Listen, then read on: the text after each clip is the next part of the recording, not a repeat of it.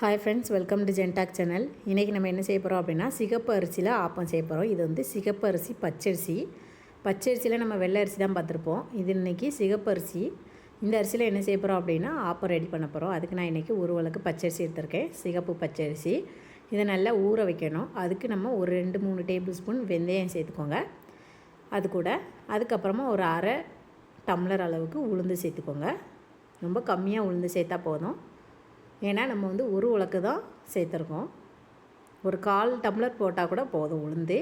உளுந்து நிறையா போடணும்னு அவசியம் கிடையாது. இப்போ இது எல்லாத்தையுமே ஒரு 3 மணி நேரம் ஊற வச்சுக்கோங்க.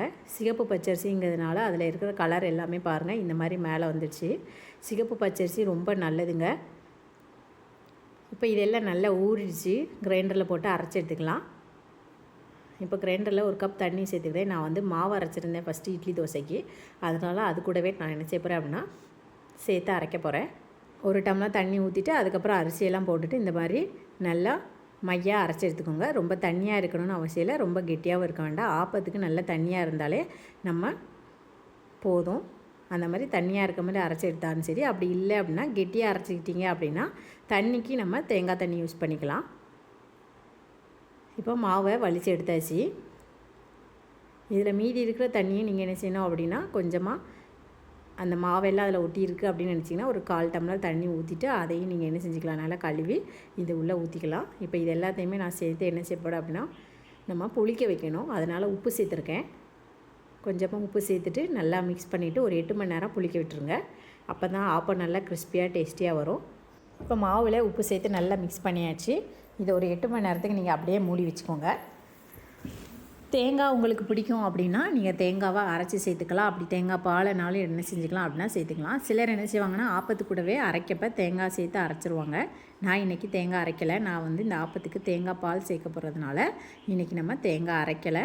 உங்களுக்கு வேணும்னா நீங்கள் மாவு அரைக்கப்போ ஒரு கப் என்ன செஞ்சுக்கலாம் அப்படின்னா திருகின தேங்காய் சேர்த்துக்கோங்க. தேங்காய் தண்ணியும் நம்ம சேர்க்கணும். அதை வந்து ஊற வச்சு எடுத்ததுக்கப்புறமா நான் தேங்காய் தண்ணி சேர்க்க போகிறேன். பாருங்கள், இப்போ வந்து ஃபெர்மெண்டேஷன், அதாவது மாவை நல்லா புளிக்க வச்சு எடுத்தாச்சு.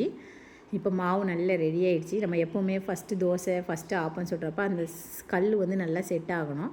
அதனால் ஃபஸ்ட்டு ஆப்பம் சுடுறப்ப எப்போவுமே அந்த ஃபஸ்ட்டு ஆப்பத்தை விட அதுக்கு அடுத்தடுத்து சுடுற ஆப்பம் தான் நல்லா டேஸ்ட்டாக வரும். இப்போ நான் ஆப்பம் ஊற்றி எடுத்துட்டேன். இதுதான் அந்த ஃபஸ்ட்டு ஆப்பம். பாருங்கள், நல்ல கிறிஸ்பியாக வந்திருக்கு, கலராகவும் இருக்கும். இது கூட நான் என்ன செய்ய போகிறேன் அப்படின்னா தேங்காய் தண்ணி சேர்க்க போகிறேன். மாவு ரொம்ப கெட்டியாக இருந்ததுன்னா நீங்கள் நிறைய தேங்காய் தண்ணி சேர்த்துக்கோங்க. மாவு கொஞ்சம் கம்மியாக கெட்டியாக இருக்குது அப்படின்னா நீங்கள் என்ன செஞ்சுக்கலாம் அப்படின்னா ஒரு அரை டம்ளர் தேங்காய் தண்ணி சேர்த்துக்கோங்க. தேங்காய் தண்ணி சேர்த்திங்கன்னா இன்னும் நல்ல டேஸ்ட் கொடுக்கும் உங்களுக்கு. இது கூட ஒரு டேபிள் ஸ்பூன் ஜீனி சேர்த்துக்கோங்க. ஜீனி சேர்த்துட்டு நல்லா மிக்ஸ் பண்ணிக்கோங்க. இப்போ வந்து தேங்காய் பால் எடுக்க போகிறேன்னா தேங்காய் பால் வந்து எதுக்கு அப்படின்னா ஆப்பத்துக்கு தேங்காய் பால் வச்சு சாப்பிட்டீங்க அப்படின்னா செம்ம டேஸ்ட்டாக இருக்கும். நீங்கள் ட்ரை பண்ணி பாருங்கள். அதுவும் இன்றைக்கி சிகப்பு அரிசி ஆப்பத்துக்கு நான் என்ன செய்ய போகிறேன் அப்படின்னா தேங்காய் பால் தான் யூஸ் பண்ண போகிறேன். தேங்காவை நல்லா வடிகட்டி எடுத்துக்கோங்க. இப்போது தேங்காய் பாலும் யூஸ் பண்ண போகிறேன். இது வந்து சுண்டல் கிரேவி, அதாவது ஆப்பம்னாலே கடலைக்கறி தான் ஃபேமஸ்ஸு. சின்ன பிள்ளைங்களுக்கு நம்ம வந்து ஆப்பத்து கூட தேங்காய் பால் சேர்த்துக்கலாம். கடலைக்கறி வைக்கிறதுக்கு நான் ஒரு பேனில் கடுகு, எண்ணெய், சோம்பு, ஏலக்காய், இந்த அன்னாசிப்பூ, இஞ்சி பூண்டு பேஸ்ட்டு இது எல்லாத்தையும் போட்டு நல்லா மிக்ஸ் பண்ணிக்கோங்க. ரொம்ப ஈஸியாக நம்ம என்ன செஞ்சிடலாம் அப்படின்னா கடலைக்கறி வச்சிடலாம். கடலையை நீங்கள் ஊற வச்சு எடுத்துக்கோங்க. நான் ஒரு 2 மணி நேரம் ஊற வச்சு எடுத்துருக்கேன். வெங்காயம், தக்காளி எல்லாம் போட்டு மிக்ஸ் பண்ணி எடுத்துக்கோங்க.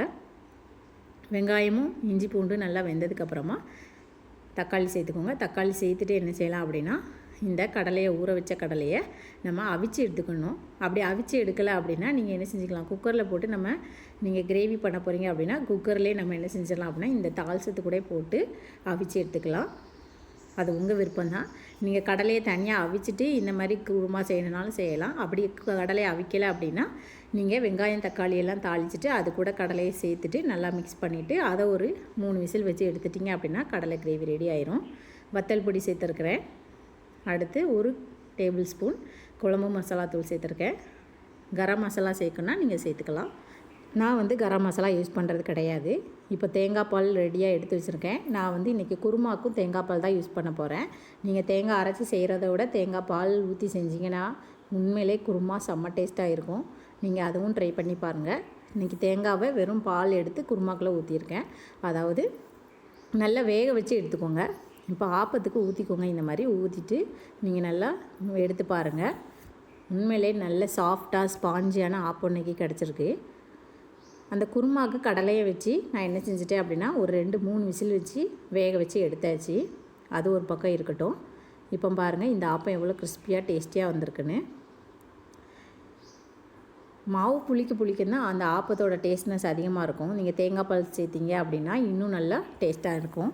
இப்போ இது கூட நம்ம இந்த ஆப்பத்தை ரெடி பண்ணி எடுத்தாச்சு.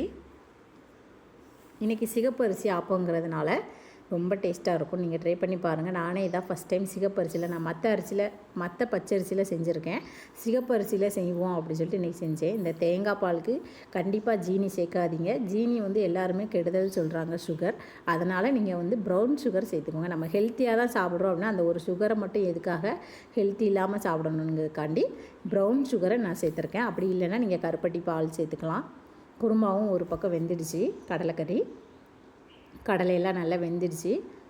ஃபஸ்ட்டு நான் கிட்ஸுக்கு எல்லாத்துக்குமே தேங்காய் பால் யூஸ் பண்ணி கொடுத்தாச்சு. அடுத்து நமக்குங்கிறதுனால கிட்ஸ் எல்லாம் ஸ்கூல் போனதுக்கப்புறமா கடலை குழம்பு வச்சாச்சு. ஏன்னா காலையிலே எல்லாத்தையும் ஒரே டைமில் பார்க்குறது ரொம்ப கஷ்டமாக இருக்கும்.